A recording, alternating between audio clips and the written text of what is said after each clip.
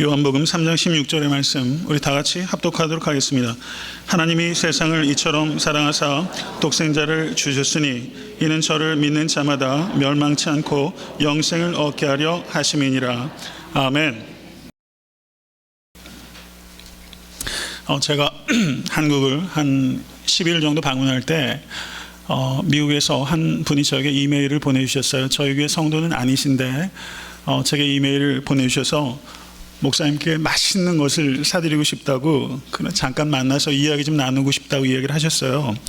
지난 주간에 어느 한 식당에서 만나서 식사를 했습니다. 근데 점심 콤보를 되게 싸게 해주는 식당이었어요. 그래서 저는 된장찌개와 고등어를 시켰고 집사님께서 된장찌개와 돈가스를 시키셨어요. 그러면서 일전에 식사할 때 돈가스를 막내 아들에게 가져다 주었더니 막내 아들이 굉장히 맛있게 먹었다는 이야기를 하셨어요. 근데 저와 같이 식사할 때도 똑같은 음식을 시키셨어요. 그래서 음식을 나와서 맛있게 먹는데 제가 내심 오늘도 집사님 돈가스 안 드실 것 같았어요. 그랬더니 역시 한 번도 젓가락으로 돈가스로 가지 않고 음식을 고스란히 남기셨어요. 된장찌개도 요만큼 나오는데 그냥 남기신 게 아니라 의도적으로 한 반 정도만 드시고 반은 가져가실 요량이시더라고요.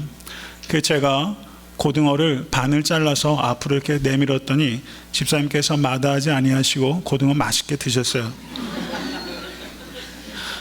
그렇게 식사를 마쳤어요. 간소한 식사였지만 기분 좋은 식사였습니다. 그런데 웨이트리스가 이렇게 오더니 요청도 안 했는데 커피 2잔을 가지고 온 거예요. 그래서 다소 의아해서 궁금증이 발동해서 제가 그분께 물었습니다.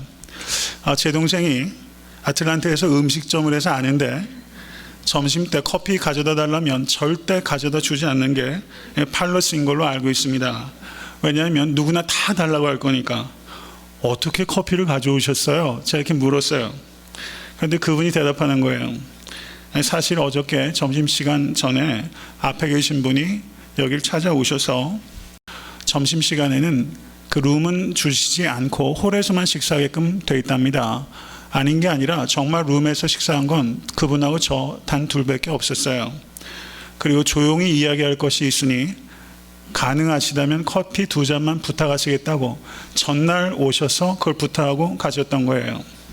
그래서 그 웨이트리스 하시는 분이 그 사정 이야기를 듣고 그리고 그 정성을 하루 전에 오셔서 이야기한 그 정성을 외면하지 못하시고 그렇게 배려해 준 것입니다. 그 이야기를 들으니까 한쪽 마음이 좀 뭉클했고 한편으로는 그 웨이트리스 마음 쓰시는 게 너무 예쁘고 고마운 거예요. 그냥 못 들은 척 외면할 수 있는데 본인의 삶도 간단하지 않을 텐데 그렇게 작은 번거로움이지만 그렇게 사랑의 수고를 해주는 게 굉장히 고마웠습니다. 그래서 제가 웨이트리스한테 물었어요. 혹시 신앙생활 하세요? 라고 여쭸어요. 뜬금없는 질문을 한 거죠. 한편으로는 이분이 신앙인이었으면 좋겠다라는 바람이 있었어요.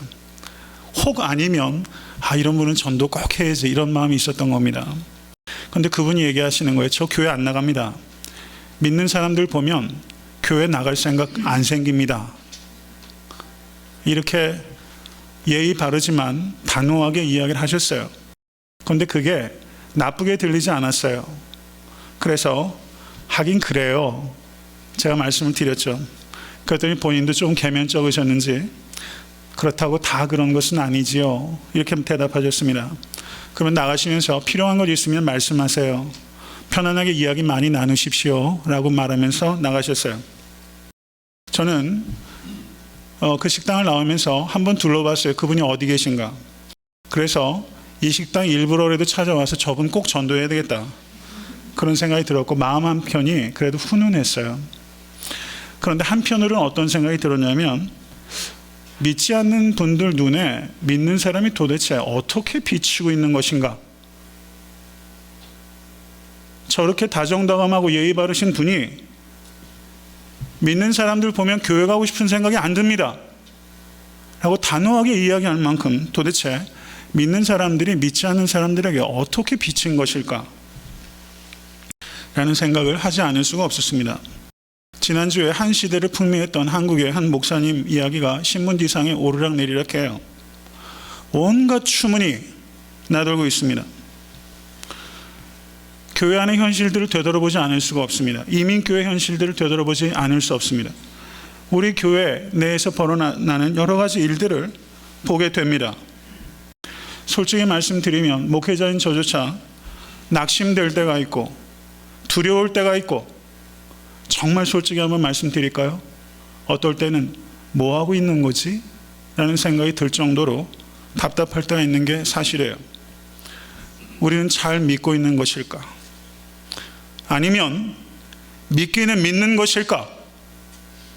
라는 생각을 하지 않을 수 없을 만큼 도대체가 앞뒤가 안 맞는 일들이 교회 내에서 벌어지고, 한평생 목회하시면서 수많은 사람들에게 길을 제시하고 또 큰 일들을 감당하셨던 분들이 너무나 말년에 비참하게 꼬꾸라지는 모습을 보면 정말 낙심하지 않을 수 없는 그런 시대를 우리가 살아가고 있습니다. 저는 오늘 구원에 이르는 믿음이 무엇인지에 대하여 성경 말씀을 전하고자 합니다. 구원에 이르는 믿음이 있다는 것은 구원에 이르지 못하는 믿음이 있다는 것을 말하는 것입니다. 그러면 구원에 이르는 믿음과 구원에 이르지 못하는 믿음은 어떻게 구별이 될 것인가? 요한복음 3장 16절의 말씀으로 지난주에 D로 시작하는 4개의 단어, The Design, 하나님의 계획, 하나님께서는 우리에게 계획을 갖고 계십니다. 그리고 하나님의 구원의 계획은 예수 그리스도의 십자가입니다. 두 번째는 The Duty, 하나님의 구원이 우리에게 영향을 끼치기 위해서 우리에게 요청되는 단 한 가지의 의무가 있는데, 그것은 믿음입니다. 하나님이 세상을 이처럼 사랑하사 독생자를 주셨으니 이는 저를 믿는 자마다 whoever believes in him, 누구든지 저를 믿는 자마다 멸망치 않고 영생을 얻게 하려 하심이라. 하나님께서는 세상을 사랑하십니다. 그러나 세상 사람 모두가 구원받는 것이 아니라 믿는 자만이 구원을 얻게 되는 것입니다. 그러면 구원에 이르는 믿음은 무엇인가? 사랑하는 성도 여러분, 구원에 이르는 믿음을 이해하기 위해서 저는 3가지의 개념을 간략하게 우리가 정확하게 이해할 필요가 있다고 봅니다. 중생과 회심과 칭의입니다. 중생과 회심과 칭의. 중생은 거듭남이라고도 하며 하나님께서 우리에게 영적으로 새로운 생명을 주시는 하나님의 주권적인 행위, 그것이 중생입니다. 중생한 사람이 구원을 위한 하나님의 부르심에 회개와 믿음으로 반응하는 것을 회심이라고 합니다. 그리고 칭의는 justification by faith, 칭의는 우리의 믿음에 대한 하나님의 응답으로서 우리의 죄가 그리스도께 전가되고 그리스도의 의가 우리에게 전가되어 우리에게 죄가 없다 라고 하나님께서 무죄 판결을 해주신 것이 칭의입니다. 중생 뒤에 회심이 오고 회심 뒤에 칭의가 옵니다. 이것이 논리적인 순서예요. 근데 시간적인 순서는 거의 동시적인 사건입니다. 이 3가지 사건은 분리될 수 없습니다. 사랑하는 성도 여러분, 칭의가 하나님의 무죄 판결이라고 말한다면 그것과 반대되는 개념은 정죄입니다. 정죄. 정죄는 유죄 판결입니다. 죄가 있다라고 판결하는 것이요, 그 결과는 영벌입니다. 로마서 5장 12절은 이렇게 말씀합니다. 한 사람으로 말미암아 죄가 세상에 들어오고 죄로 말미암아 사망이 왔나니 이와 같이 모든 사람이 죄를 지었으므로 사망이 모든 사람에게 미쳤느니라. 믿으세요? 모든 사람이 죄를 지었으므로 사망이 모든 사람에게 미쳤느니라.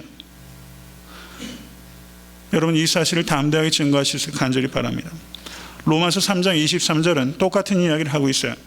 모든 사람이 죄를 범하였으며 하나님의 영광에 이르지 못하더니. 모든 사람이 죄를 범하였으며.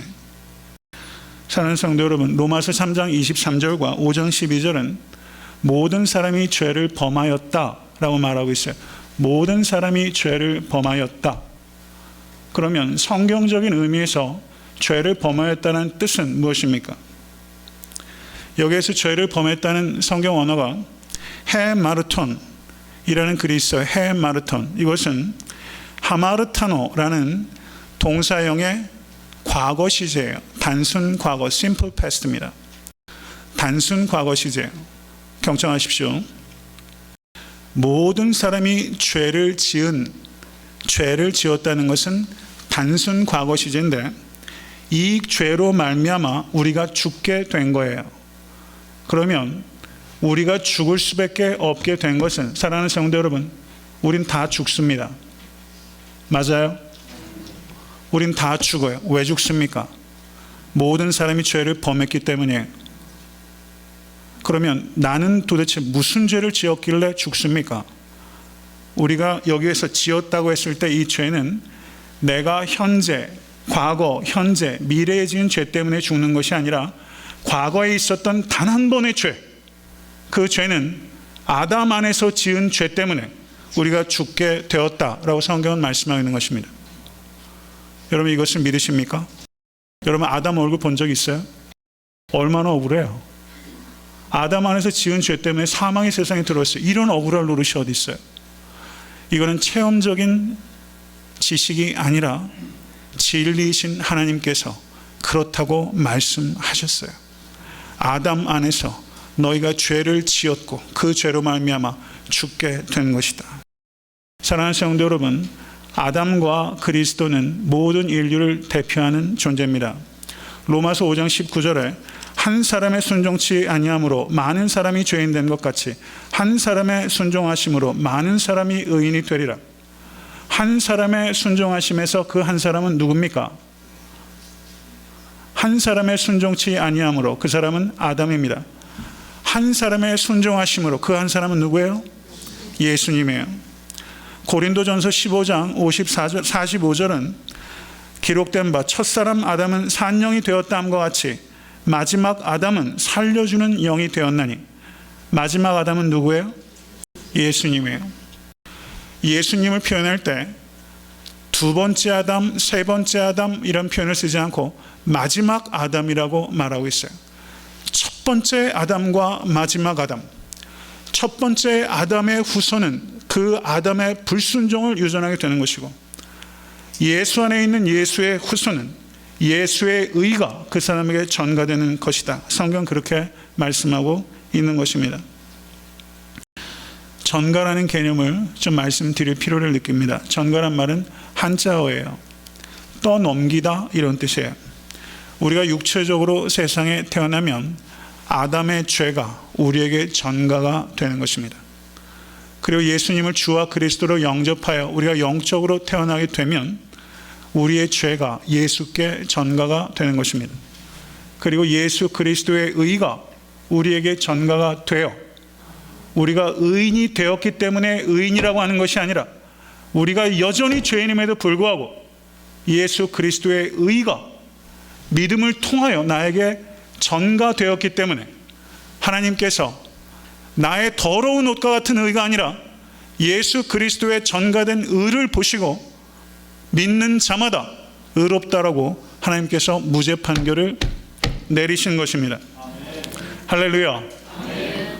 여러분, 우리는 의롭게 된 사람들입니다. 아멘. 이것과 바꿀 수 있는 것은 하나도 없습니다. 우리의 행위 때문이 아니라 예수 그리스도의 십자가의 행위 때문에 우리의 죄가 말갛게 씻겨서 하나님께서 우리를 죄가 없다라고 인정해 주셨을 뿐만 아니라 우리를 용서하셨을 뿐만 아니라 우리를 용납하셔서 하나님께서 우리를 가까이 이끄신 것이 복음입니다. 믿으십니까? 그러므로 우리는 구원을 얻기 위해서 무엇을 해야 한다라는 거짓말에 속아서는 안 됩니다. 구원을 얻기 위해서 무엇인가 애를 써야 한다는 거짓말에 속아서는 안 됩니다. 그것은 복음이 아닙니다. 예수 그리스도의 의가 나에게 전가되는 통로가 바로 믿음입니다. 예수 그리스도의 의가 없으면 우리는 구원받지 못합니다. 믿음이 우리를 구원하는 것이 아니라 예수 그리스도의 의가 우리를 구원하는 것입니다. 믿으십니까? 그렇기 때문에 우리는 통로에 불과한, 파이프에 불과한 믿음을 자랑할 수 없고 예수 그리스도의 의, 하나님의 은혜만을 자랑하는 것입니다.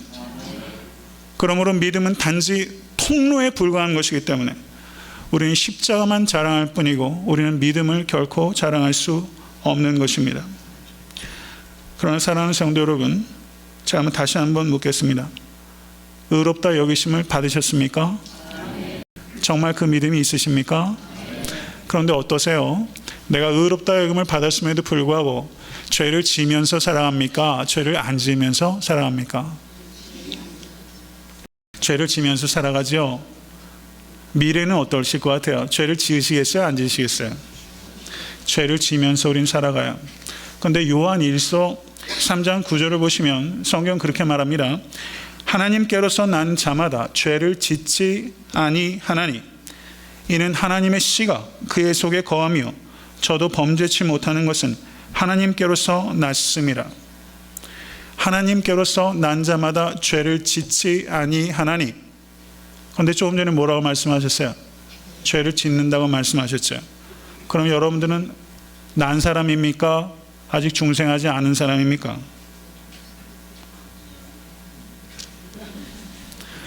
죄를 짓지 아니한다라는 요한 1서의 말씀은 절대적인 완전을 의미하는 게 아니에요. 그것은 중생한 사람은, 정말 의롭다 여기심을 받은 사람은 죄를 영위하거나 죄를 습관적으로 지을 수 없다라는 뜻입니다. 층위된 성도는 죄를 짓는 것이 불가능하다라고 말하는 것이 아니라 죄를 짓는 것이 비정상적이라고 성경은 말씀하고 있는 거예요. 사랑하는 성도 여러분, 층이 받기 전에는 죄를 지을 수밖에 없었어요. 죄를 짓는 게 정상적이에요. 그런데 의롭다 여기심을 받은 다음에는 죄를 짓는 것이 비정상적인 거예요. 이것을 믿으실 수 있게 간절히 바랍니다. 사랑하는 성도 여러분, 죄를 지을 때마다 고통이 있습니다.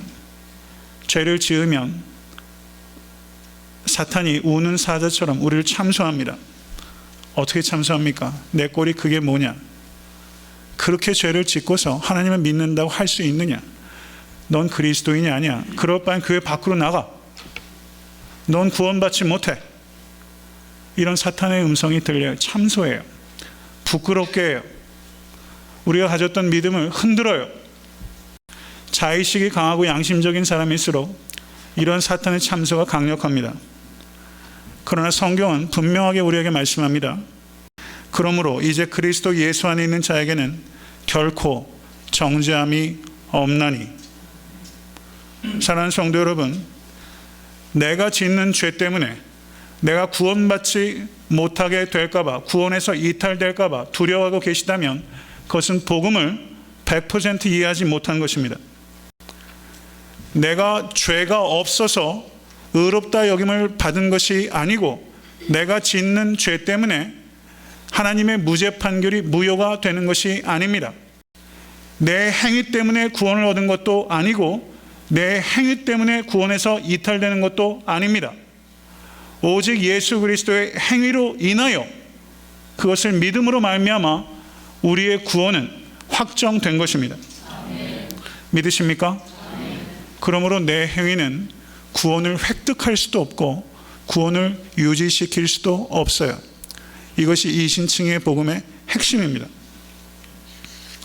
그런데 성도 여러분, 그 로마서를 유심히 읽어보거나 신약 성경을 잘 살펴보면 구약 성경에도 마찬가지입니다. 이 이신층의 복음, 행위로 구원을 얻을 수도 없고 행위로 구원을 잃을 수도 없다라는 이 이신층의 복음에 대하여 상반되는 것과 같은 내용들이 성경에 많이 발견되고 있다는 사실이에요. 로마서 2장 6절을 보시면 거기에 이렇게 말씀합니다. 하나님께서 각 사람에게 그 행한 대로 보응하시되, 하나님께서 각 사람에게 그 행한 대로 repay 한다, 이런 뜻이에요. 페이백한다 이런 뜻입니다. 행한 대로 그대로 되갚아 주시겠다. 하나님께서 그렇게 말씀하신 겁니다. 무서운 말씀이죠. 로마서 8장 13절은 너희가 육신대로 살면 반드시 죽을 것이로되 영으로서 몸의 행실을 죽이면 살리니, 이 말씀 역시 똑같은 내용을 다른 표현으로 하고 있는 말씀입니다. 무서운 말씀이에요. 갈라디아서 6장 8절에서 9절은 자기의 육체를 위하여 심는 자는 육체로부터 썩어진 것을 거두고 성령을 위하여 심는 자는 성령으로부터 영생을 거두리라. 믿으십니까? 여러분, 이 말씀 두려운 말씀 아닙니까? 육체를 위하여 심는 자는 썩어진 것을 거두고 성령을 위하여 심는 자는 성령으로부터 영생을 거두리라. 성도 여러분, 지금 제가 말씀드린 로마서 2장 6절의 말씀, 8장 13절의 말씀, 갈라디아서 6장 8절에서 9절의 말씀은 이신칭의의 복음의 말씀, 행위로 구원을 얻을 수도 없고 행위로 구원을 지키는 것도 아니다. 이 말씀과 하나님께서 각 사람에게 행위대로 되갚아 주겠다, 이 말씀이 어떻게 조화가 되는가 하는 말씀이에요. 성도 여러분, 우리가 이신칭의의 복음, 믿음으로 말미암아 값없이 의롭게 된다라는 이 복음을 잘못 곡해하고 우리가 윤리적인 삶에 대한 간과와 경시가 한국 교회에 만연했던 것이 사실입니다. 구원에 이르지 못하는 거짓 믿음이 있을 수 있다는 것에 대해서 경각심을 일으키지 못하고 거짓 믿음을 조장하고 거짓 믿음에 안주하고 구원받은 것처럼 착각하도록 하는 거짓된 메시지가 범람하고 있었던 것이 사실입니다. 하나님의 십자가의 은혜를 값싼 은혜로 전락하게 해서는 결코 안 되는 것입니다. 자신의 죄에 대해서 가볍게 여기지 않으실 수 있길 간절히 바랍니다. 그 죄를 속하기 위하여 우리 주님께서 십자가를 지셨기 때문입니다. 성도 여러분, 의롭다 여김을 받았음에도 불구하고 우리는 죄를 짓습니다. 그런데 죄를 짓기가 무섭게, 괜찮아, 예수 그리스도의 보혈이 내 죄 다 씻어주시잖아, 죄 짓고 회개하면 되지 뭐, 죄 짓고 회개하고 죄 짓고 회개하고 죄 짓고 회개하고, 수학 문제 풀듯이 기계적으로 죄 짓고 회개하고 죄 짓고 회개하고, 그래도 구원 얻는다고 생각한다면, 사랑하는 성도 여러분, 죄 때문에 구원을 받지 못하는 것이 아니라 그런 행위가 거짓 믿음이기 때문에, 믿음이 없기 때문에 지옥에 가게 되는 것입니다. 죄 때문이 아니라 하나님의 용서를 만홀히 여기고 그 인자하심을 내팽개치는 그 죄 때문에, 그 불신 때문에 지옥에 가게 되는 것입니다. 성도 여러분, 저를 따라하세요. 믿음은 언제나 의롭게 할 뿐 아니라 거룩하게 하는 것입니다. 여러분, 성경 말씀이에요. 믿음은 언제나 의롭게 할 뿐 아니라 거룩하게 합니다. 근데 우리가 앞부분만 강조하고 뒷부분을 소홀히 했어요. 믿음은 언제나 의롭게 할 뿐만 아니라 언제나 거룩하게 해요. 거룩함으로 나타나지 않는, 거룩함으로 이어지지 않는, 거룩함으로 증명되지 않는 믿음은 거짓 믿음이요, 구원에 이르지 못하는 믿음입니다. 하나님의 은혜가 우리를 지옥에서부터 구출하십니다. 믿으세요? 네, 하나님의 은혜가 우리를 죄에서부터 구출하십니다. 우리를 지옥에서부터 구출하실 뿐만 아니라 우리를 죄에서부터 구출하시는 것이 하나님의 은혜예요. 사랑하는 성도 여러분, 만약에 여러 성도님들 삶 가운데 거룩한 삶에 대한 추구와 빈약하더라도 거룩한 삶에 대한 열매가 없다면 분명하게 말씀드리는데 구원받지 못하는 것입니다. 저는 이것을 분명하게 말씀드려야 될 의무가 있어요. 거룩한 삶에 대한 추구와 그리고 연약한 열매라도 없다면 구원받지 못한 거예요. 성경이 말하는 것은, 경청하십시오, 선한 행위로 구원받을 수 없다는 것입니다. 믿으십니까? 그러나 성경이 말하는 것은 선한 행위가 그 믿음이 참된 믿음인지 아닌지를 증명한다는 거예요. 이것이 성경이 말하는 선한 행위의 의미입니다. 성도 여러분, 법정에 가게 되면요, 그 피고가 쓰게 되면 그 피고가 유죄인지 무죄인지를 판명할 때 증인이 쓰게 되잖아요. 증인을 소환해요. 근데 증인이 그 증언이 어떻게 되느냐에 따라서 유무죄가 갈리게 됩니다. Justification, 우리가 칭의를 라는 것은 법적인 판결이라고 말씀을 드렸어요. 우리 각자는 각자의 행위대로 하나님께서 보응받게 될 것입니다. 우리가 심판대 앞에 섰을 때 우리의 믿음이 피고서 앞에 서게 되는 거예요. 여러분의 믿음이 판단될 것입니다. 그러면 그 믿음이 구원에 이르는 믿음이냐, 구원에 이르지 못하는 믿음이냐, 이것을 재판관 되시는 하나님께서 어떻게 판단하시느냐, 그때 증인이 소환되는 거예요. 그 증인이 누구예요? 우리의 행위예요. 우리의 행위가 선한 행위가 있으면 우리의 믿음이 참된 것이라고 입증이 되기 때문에 우리가 무죄 판결을 받게 될 것이요, 선한 행위가 없으면 우리의 믿음이 거짓임이 판명되는 것이기 때문에 죄 때문이가 아니라 믿음이 없기 때문에 구원받지 못하게 되는 것입니다. 이것을 정확하게 이해하셔야 됩니다. 사랑하는 성도 여러분, 우리가 이 세상에 살아간다는 것은 선한 행위를 하면서 우리가 적금 붓듯이 선한 행위를 하나하나 모아가지고 나중에 하나님 앞에서 내가 이렇게 살았으니 구원 얻을 만하지 않습니까? 라고 불안해하면서 살아가는 것이 아니에요. 우리의 선한 행위는 공로가 아닙니다. 이것을 영어로 표현하자면 선한 행위는 메리트가 아닙니다. 믿는 자의 선한 행위는 구원받은 자의 표시입니다.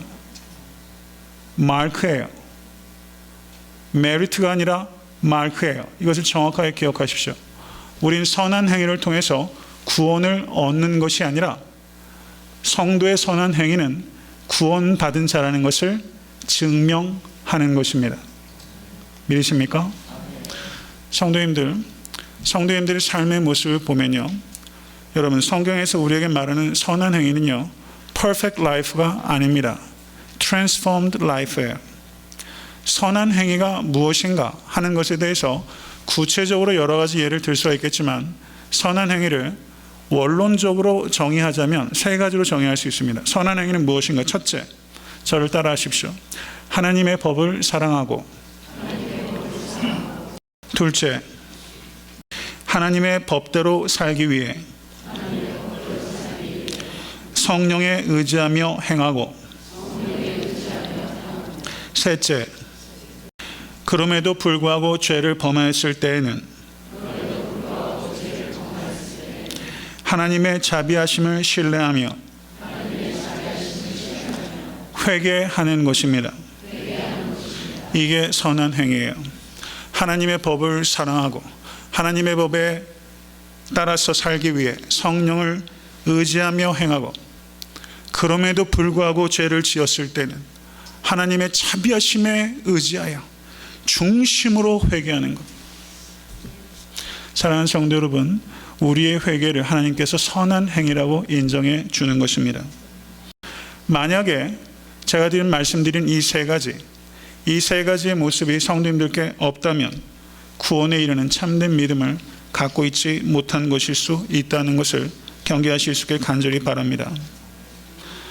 그리스도인은 천국에 가기 위하여 선한 행위를 하는 것이 아니라 천국에 갈 것이기 때문에 선한 행위를 할 수밖에 없는 것입니다. 이게 복음이 우리에게 하는 말씀이에요. 여러분, 독일의 철학자 니체가 이런 말을 했어요. 당신이 구원받았다는 것을 내게 보여주시오. 그러면 나는 당신의 구원자를 믿겠소. 라고 독일의 철학자 니체가 믿는 그리스도인들에게 도전했어요. 당신이 구원받았다는 증거를, 삶의 증거를 내게 보여주시오. 식당에서 만난 웨이트리스는 믿는 자에게 그걸 이야기하는 거예요. 이렇게 얘기하잖아요. 그 웨이트리스 썩 괜찮은 분 아니에요? 여러분, 따로 방을 내어주고 커피 갖다 주면서 따뜻한 배려와 관심이 있는 좋은 사람이에요. 근데 그분의 입에서 단호하게 믿는 사람들 보면 교회 가고 싶은 생각이 들질 않아요 라고 말하고 있는 것을 볼 때 저는 그런 분들이 세상에 참 많이 있다고 생각합니다. 사랑하는 성도 여러분, 우리들의 삶이 구원에 이르는 참된 믿음이라는 것을 그런 웨이트리스 같은 분들께 나타내실 수 있게 되기를 주님의 이름으로 간절히 축원합니다.